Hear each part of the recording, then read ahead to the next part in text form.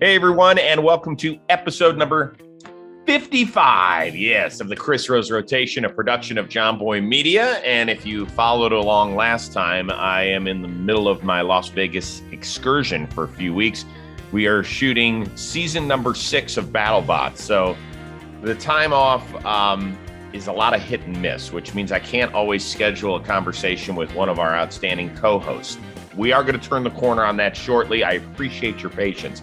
But we'll continue to get to know some of the great personalities we have around Major League Baseball. Last time we talked with Giants outfielder Mike Yastrzemski. We're going to stay in the Bay Area for a guy who actually started his season on the north side of Chicago, left-handed reliever, now of the Oakland A's, right there with the hat, Andrew Chafin. Interesting, fun-loving, easygoing, and now he is living with a teammate after getting traded. Our conversation with Andrew Chafin. Oh, yes, it is time to raise a cup of coffee to Oakland A's reliever Andrew Chafin. What are we drinking? A half-cap decaf mocha latte with a twist? Yeah, no, black coffee. Straight black? Straight black. All right, brother. Are you surprised by that? No, I guess not. So I've been in the media business for 30 years, and usually people religiously drink coffee in it because you're working odd hours, early mornings, late nights. I just started drinking coffee. Am I a wuss for having a vanilla latte? No, you got to start somewhere, because when I first jumped on the coffee train, it was more milk and sugar than coffee. Okay. So you just got to ease your way in that door and then give it a couple weeks and you'll say, I ain't got time for that, and start drinking it black. I don't think I could ever get to black coffee. I need some sort of sweetener. When did you start? Were you like a teenager? I want to say that was in college sometime. I don't remember exactly when. Okay. All right. You look like a guy. I know you just got traded, whatever it was, a month ago to the A's. You look like you've been playing with them since 1972. How much have you heard that? I secretly have. Is that what it is? Yeah, something like that. How much have you heard that? Because you literally could have the Charlie O'Finley A's, right? You could have played for them. Yeah, I've seen pictures of everybody from back then. It's like I kind of fit right in. And one spot in the clubhouse, they have like a lineup of the baseball cards from the certain years and stuff. I'm like, oh, I look like that guy, and kind of just keep going down the line with it. Now, is this the look that you had back in high school? Is this something? Because when I first met you, you were high and tight. It's always been high and tight up until this year, and then the guys over in Chicago kind of convinced me to just keep it going, because usually I show up in spring and hair's about that long, just look like a homeless man kind of thing, and they're like, keep it, and I'm like, okay. So yeah, and here we are. It's been, I think, a little over a year now since I've cut this mop. Over a year? Yeah. Do you wash it every day? Because you're really not supposed to wash your hair every day. No, I've only washed it a handful of times this year, but it doesn't smell, I don't think, so I'm not too worried about it. All right. What about the 3 special ladies in your life? Of course, your wife and your 2 adorable little girls. Do they love it? Well, speaking of little girls, I mean, I think that's half the reason I'm keeping my hair so far. My oldest daughter, Adeline, has basically the same mop, but it's blonde and a little bit tighter curls and stuff. And I'm like, I got to keep my hair like that because she has hair like that. And I don't want anybody questioning where she got her curly hair from. So that's right now, it's pretty well obvious. Yeah, that's good. Because, I've got 2 sons, and I'm 6 feet tall, but our soon-to-be 21-year-old is 6'4", and then my 15-year-old just shot past me. He's about 6'1 and a half, and a lot of people are like, where's the height from? I said, listen, we haven't had the DNA swab done yet, but I love them like they're my kids. So it's fine. As long as you just love them like you're yours. You don't have to know the true answer. Right. That's all that matters. Okay, good.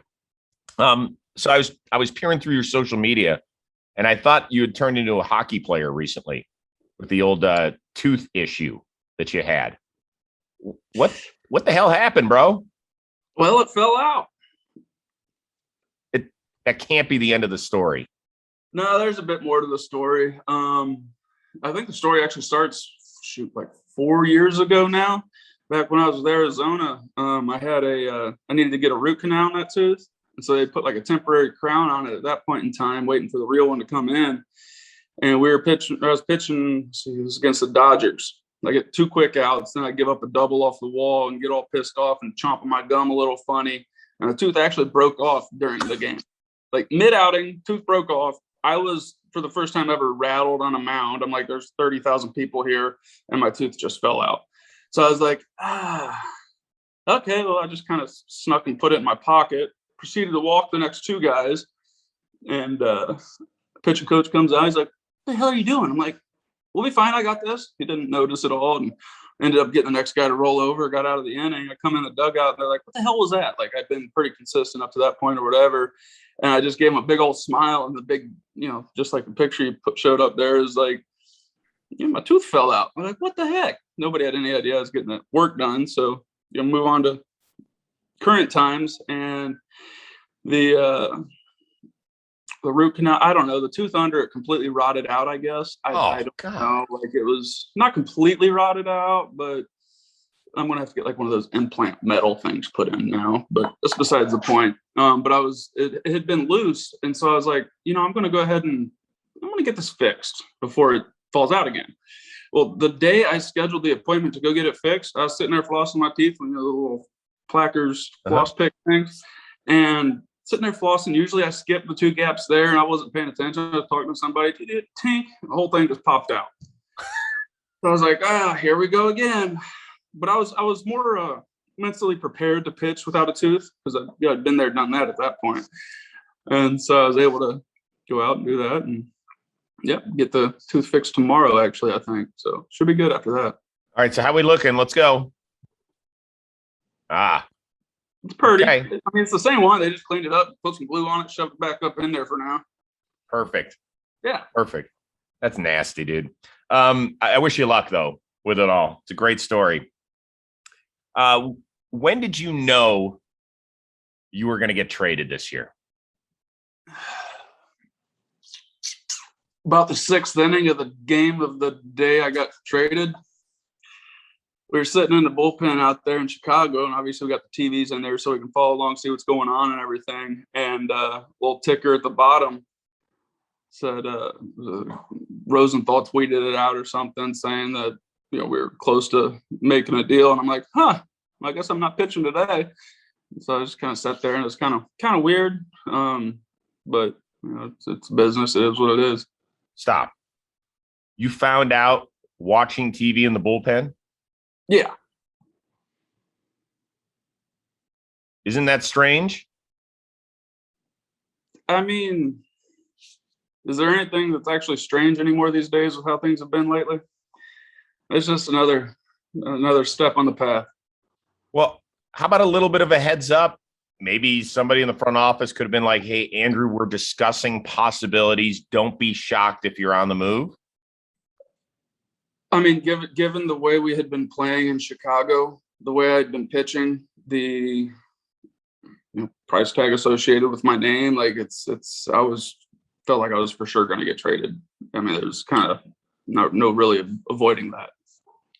Is it something you discussed with your wife? Like, hey, honey, or is it something you knew at the beginning of the year because you signed a 1-year deal? You've been really good in your career. You're left-handed. Bullpen guys move all the time at the deadline.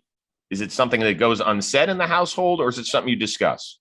I mean, we talk about it, but we don't really have a choice with any of it. We're obviously just puppets in the game. So it's kind of, honestly, I've expected to be traded the last 4 years every year, 5 years. Like, just being a lefty in the bullpen, like, trade deadline comes around, you kind of get on edge, but you don't want to think about it too much. Can't worry about it because you have no control over it. So you just kind of just roll with it, see what happens. But your world gets turned upside down. I think it's the one thing that is not relatable between fan and player is, for us, it's just like, oh, either my team got a new guy, which is awesome, or, oh, it sucks. We loved Andrew Chafin on the north side of Chicago. It sucks. What we don't realize is how your world literally gets turned upside down. How difficult was it? I mean, the hardest part was like, I was so close to home, so my girls were able to come up and visit more often because they don't live with me in season. but they were in town with us, and it happened. I called my wife after the game. I was like, well, looks like I'm going to Oakland tomorrow. And so you kind of just gotta deal with it. So we got them packed up in the morning, and I packed up my suitcase and grabbed my baseball stuff and headed to the airport. Do you have all your stuff? No, most of my stuff's still in Chicago. I can't really bring it out here, and I'm not going to have it all shipped across the country for a month and a half, 2 months, especially when the A's are on the road the majority of the time. It's like there's no point. So yeah, just gotta do what you gotta do. I know you're listening to a baseball podcast, but football is around the corner, and DraftKings is giving out free money. You bet $1 on an NFL game during the first week of the season, you receive $200 in free bets instantly. No matter what, you take those $200 worth of free bets and you put them right back into baseball. You bet the Twins to hit the under. You bet the Braves to win the division. You do whatever you want with it. Football gets you the money. You use it on baseball. Boom, bing, bam, bam, bang. No one has ever said those B words in that order before, I don't think. Download the DraftKings Sportsbook app now and use promo code ROSE to receive $200 in free bets when you place a $1 bet on any Week 1 game. That's promo code ROSE to get your free $200 in free bets instantly for a limited time only at DraftKings Sportsbook, an official sports betting partner of the NFL. Must be 21 or older, New Jersey, Indiana, or PA only. New customers only. Restrictions apply. See DraftKings.com/sportsbook for details. Gambling problem? Call 1-800-GAMBLER in Indiana, 1-800-9-WITH-IT. Thank you very much for listening to the Rose Rotation. We appreciate each and every one of you. Back to the show. Is it difficult? Like the living arrangement? I don't even know what happens when you get traded. What happens? Well, when you get traded or whatever, you get 7 days in the team hotel. They'll cover that. I believe the team that trades for you then takes over your living expenses in whatever city they got you from or something. I don't know. I kind of just like, here, you guys take care of this. I'm going to go pitch. But yeah, there's one of the teams takes over the apartment or whatever you had in the city you got traded from. And then I think the team that traded for you is responsible for getting your vehicle shipped to wherever. I ended up just having them ship it home because I feel like if I brought my Firebird out here, I would get pulled over and they would impound it for smoking too much. So like, yeah, we'll just leave that there. And I got lucky. Chris Bassitt and I have the same agency, and he reached out and was like, hey, bud, you can just stay with me. We got extra rooms in the house. And so he really stepped up big time for me there and hooked me up with that. So wait a second. Are we doing this from Chris Bassitt's house? Where are we? Yeah, that's his refrigerator back there. I mean, it's their rental, but yeah. I'm sitting at his island at the kitchen right now. I want to seriously, how is he feeling? Last I talked to him yesterday night, everything seemed pretty good. Surgery went good. His face looks better than it did before he got hit with the pitch. So yeah, he's fine. You did not just go there, did you really? Yeah, why not? No, he's but in all seriousness, no, he's doing as good as he can. Like talking with him, on the mental side of things, I think he's right where he needs to be with that, which is obviously the biggest concern once you know that physically you're fine. So just as long as his head's in the right place and he's looking like kind of onward and upward at things, like he's going to be just fine. When did you realize what had happened when you were in the bullpen? I mean, I was sitting in a training room stretching, getting ready for the day. And I hear somebody or a couple people just go, oof. And, they're kind of like, oh, shit, something kind of happened. So I turn around, and at that point I saw he was just crouched over on the mound, and somebody said, just hit my face. And then, your heart just sinks because it's like, how serious that could potentially be. And obviously it was still serious as it was, but, he was very fortunate and kind of got lucky with it, to be honest. So yeah, it's just a tough moment, and it's like anything else, you gotta do the best you can with what you got. Yeah. Well, please send him our best. I think in the meantime, what we ought to do is go through Chris Bassitt's fridge.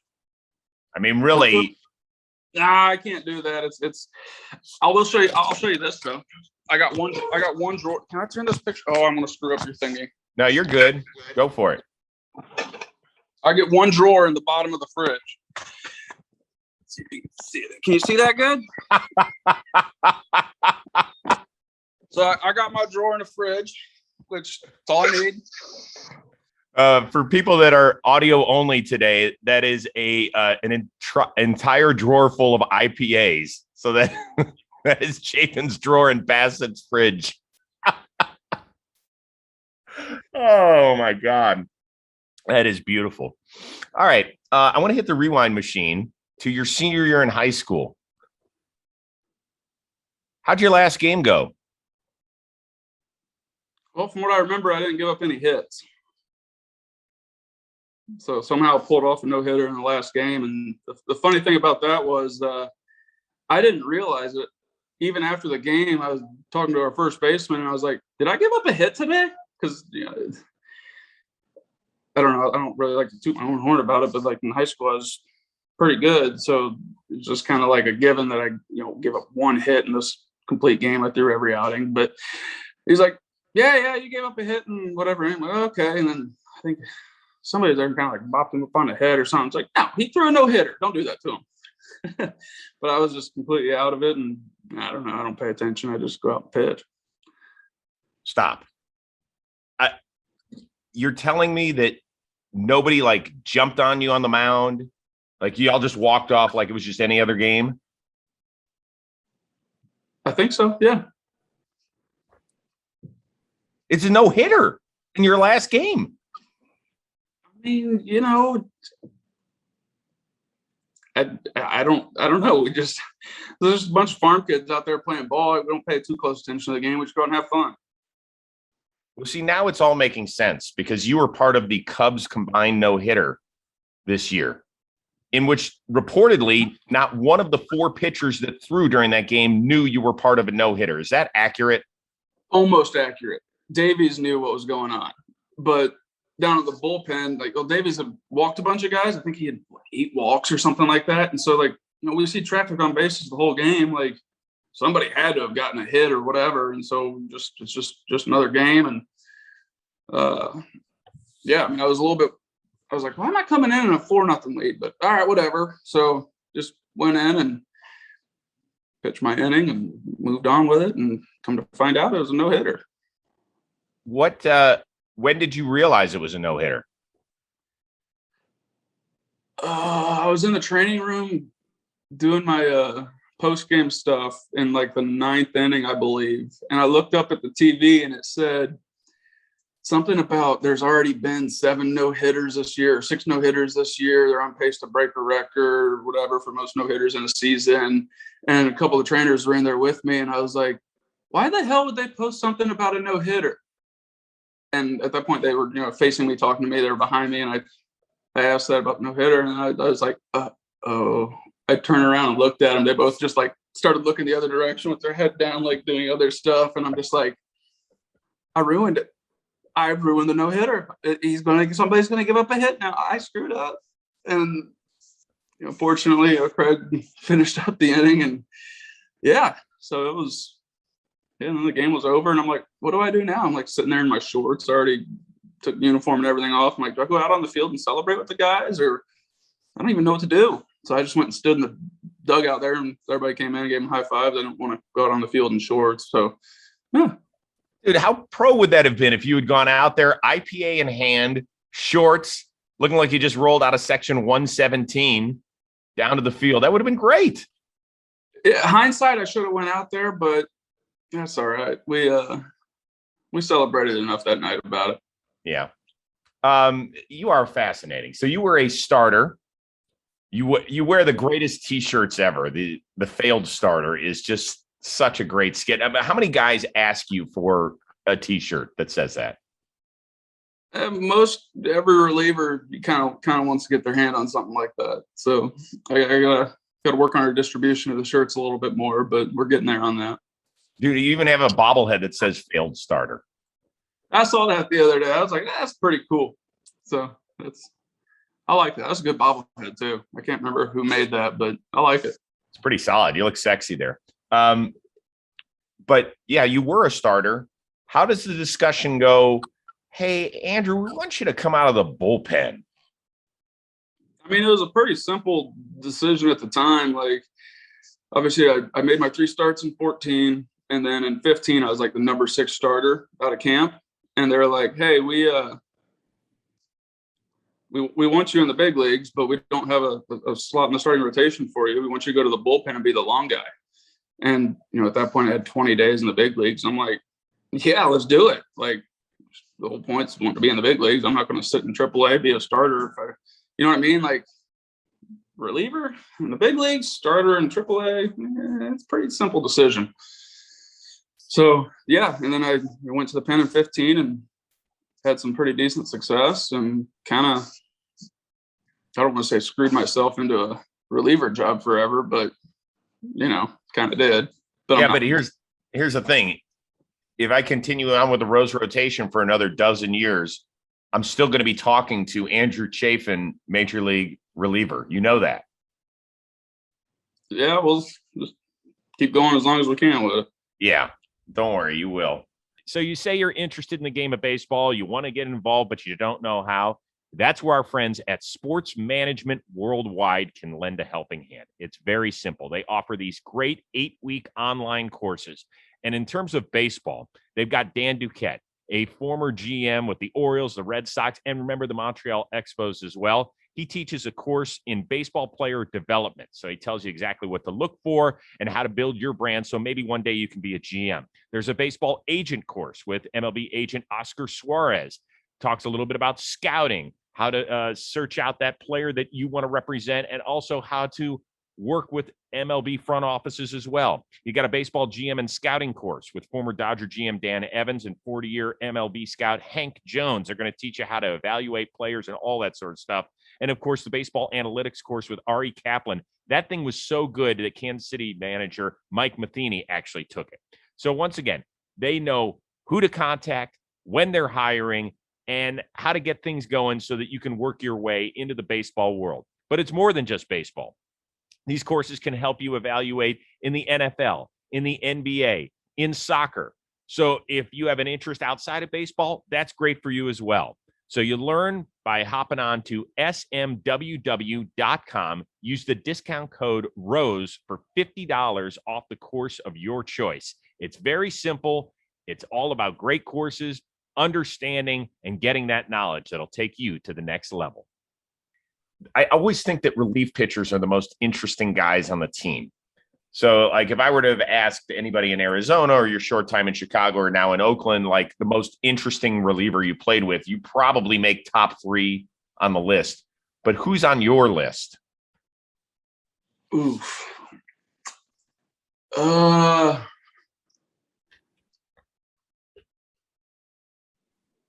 I'd say, man, I don't, because like my version of interesting is like guys that are very, very similar to me, because obviously that's what I would be interested in. I mean, Kimbrel's got one of the best, off-season setups that I've come across or whatever, and so like it's pretty interesting with all that. What makes it so good? Well, he's got like 1,200 acres in Tennessee with a nice house and all the hunting and stuff you can think of. So, okay, yeah, that would do it. But is there any, like, now that you've run into Sergio Romo, I don't know if you knew him at all beforehand, but I always thought Sergio was kind of interesting. I forget about Serge. I didn't forget about him. I just didn't. I was thinking a different avenue, I suppose. But yeah, he's a unique individual. I love that dude. He's awesome. Just his mindset with things, and yeah, he's definitely an interesting fella. He's told me a handful of stories already. Now that I think about it, that it's like, wow, you've had a fun run. And what do you got? I will not talk about anything that him and I have talked about. You can't even give us one that won't break his trust? No, sorry about Actually, that I'm good. not sorry about it, but that's just how it goes. That good. All right. In 2016, did you live the entire season in an RV? I believe it was 2016 and 2017. The entirety of the years. Isn't that the year you also got engaged? 17 would have been, yes. So you win this, although that is a pretty sweet RV. I got to tell you, I'm not much of an RV guy. I mean, it's bigger than some apartments I've seen.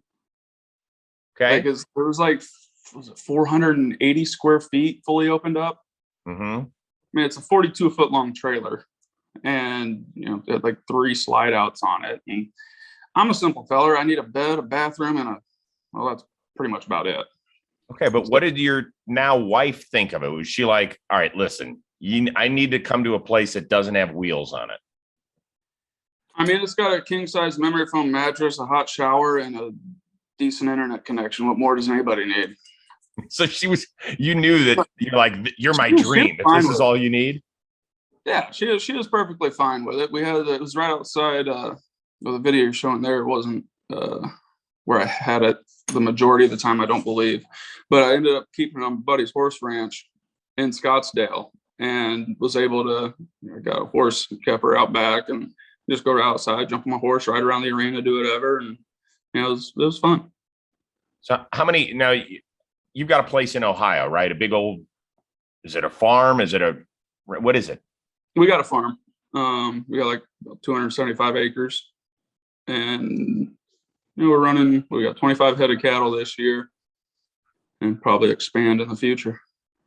All right. And I know that you've put out on what's your YouTube channel again? I want to make sure that we're Chafin Family Farms. Too. Nice. Okay. And I saw you out there shoveling shit one day. Unfortunately, you always let the horse poop really build up before you go out and get it. Yeah, who's easier in the garden then? Yeah, that's nice. That's good thinking on your part. Who is the teammate that would least like to spend time on the farm and couldn't handle the farm work? Doesn't want to get his hands dirty. Too much of a city boy.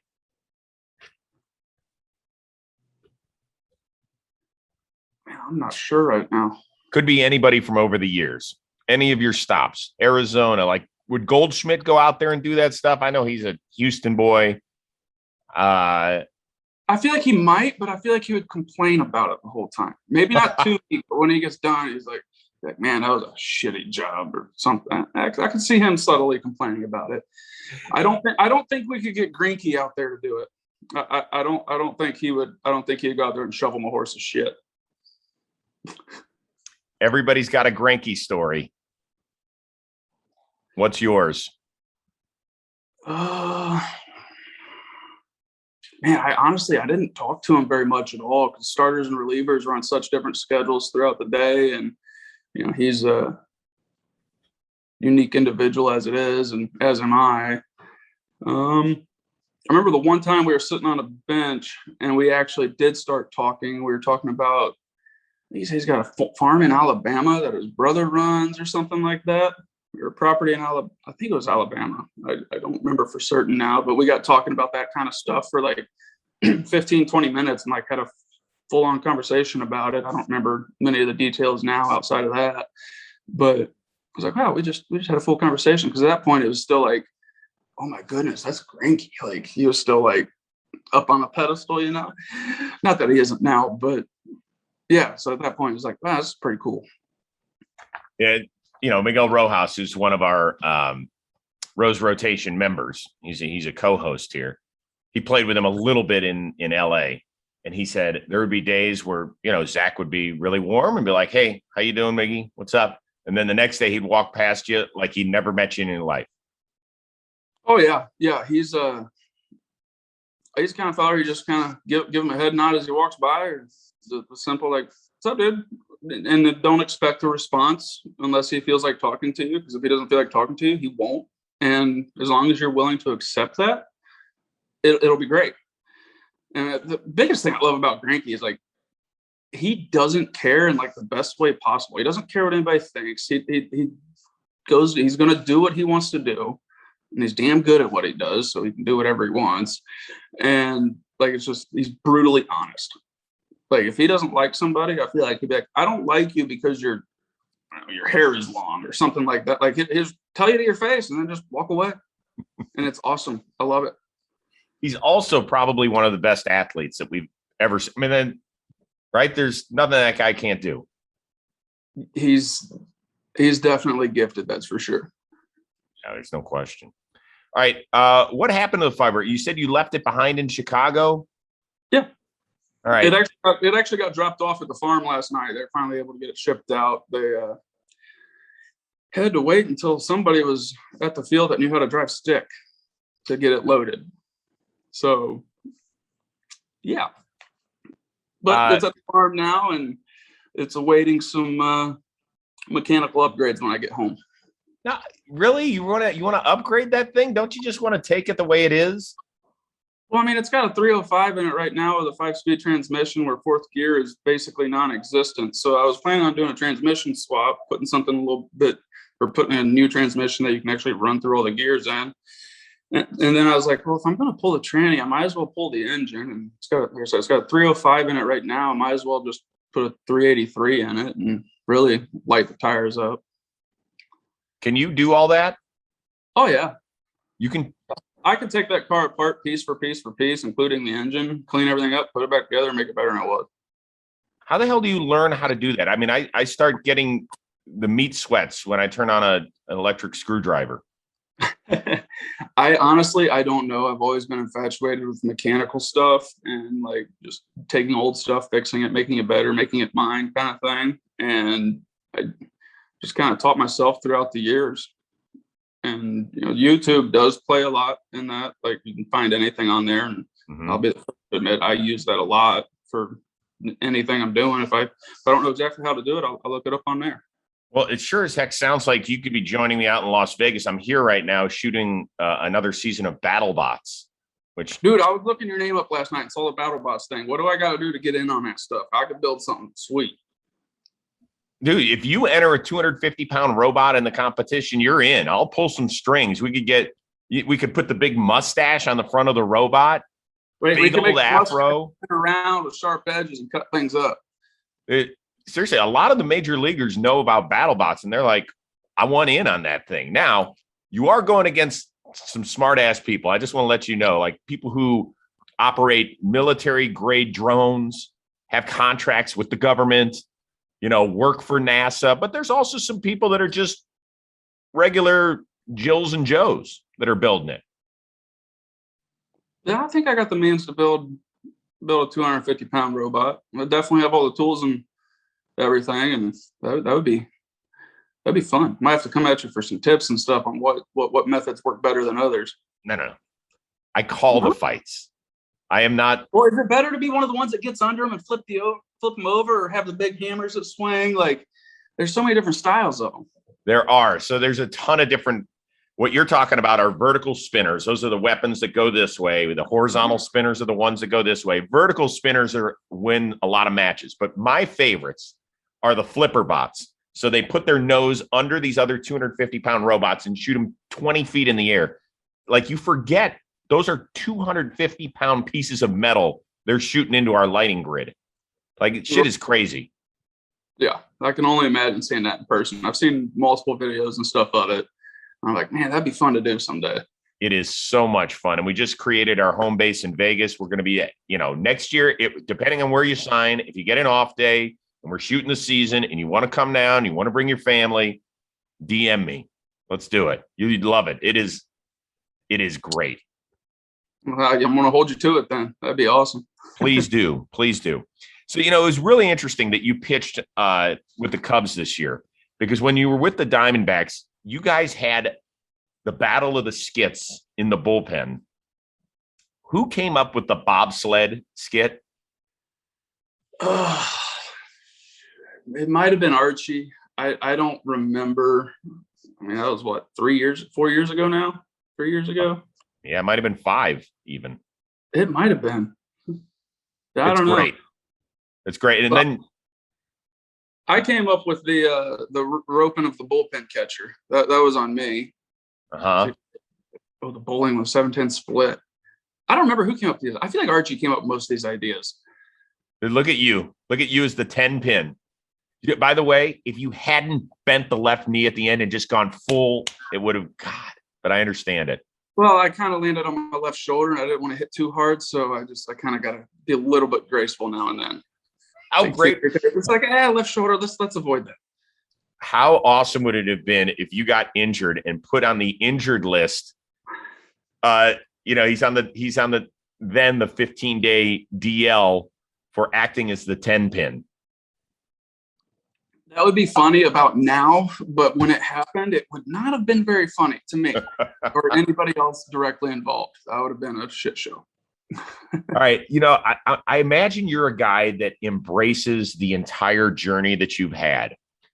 Your favorite place to play in the minor leagues and or best minor league story. What do we got?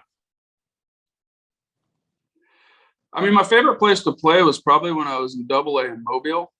And that was primarily because they let me keep my boat in the players lot.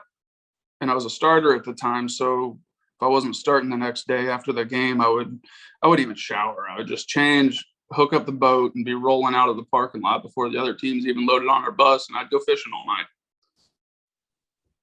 You wouldn't even shower? No. Have you been in Mobile in the middle of the night, midsummer? You're going to sweat your ass off either way, bud. And plus, that's an extra 10 minutes I could have on the water. That's pretty good. That's pretty good.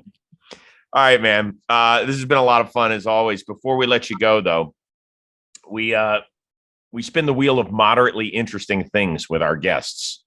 So let's see what we got today. We're going to spin this bad boy. Oh, yeah, sound effects and all, even on the road. Double play. Who is going to play? Which actor is going to play Andrew Chafin in the movies?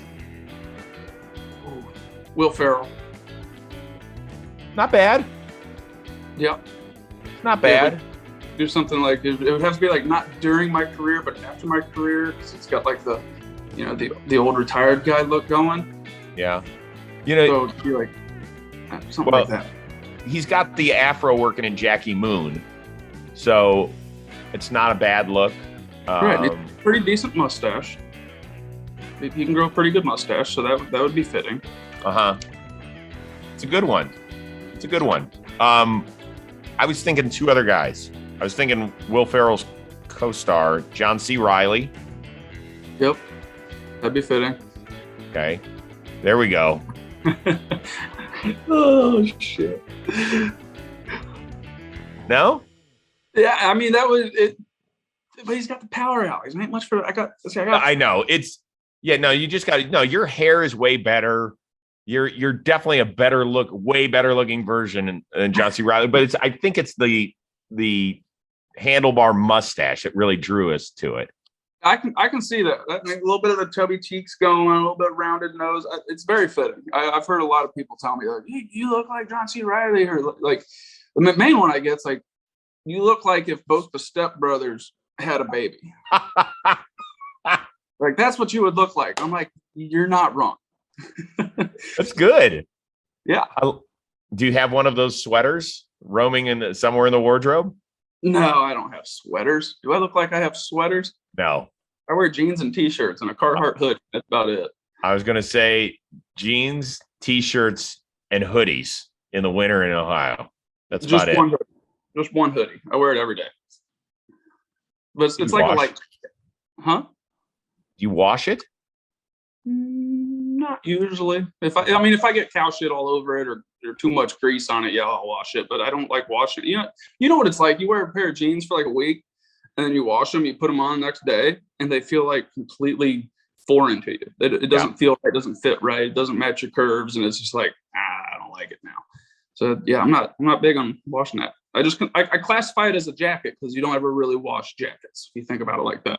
I know, but my wife will say, she goes, when's the last time you washed those pants? I was like, February? Maybe. Yeah.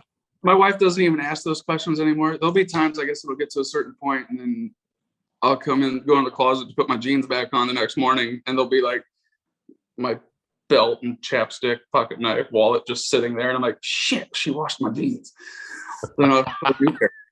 She just takes them. Yeah. It's over. Yeah, it must be too stinky at that point, and I can't smell them. I don't know. Oh man, dude, this was fun getting to reconnect a little bit here. Yeah, I had a good time. I appreciate it. Please tell Chris Bassitt to feel well. And that's so nice. He's letting you stay in the crib and everything. And I'm driving his truck.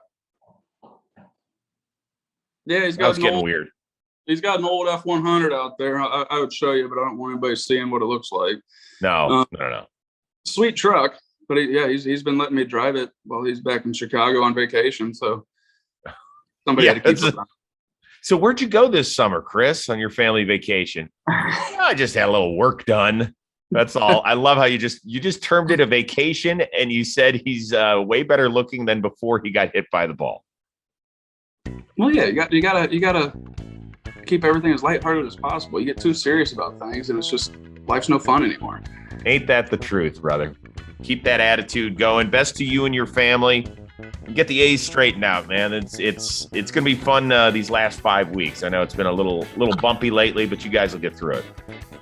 Yep, will do. Thank you very much, bud. All right, brother. Good seeing you and good seeing everybody else. Thank you so much for joining us here on the Chris Rose Rotation. Special shout out to our producer, editor extraordinaire, Robbie Scirocco, and our summer intern, Alden Stone. We'll catch you next time on the Chris Rose Rotation, a production of JOMBOY Media.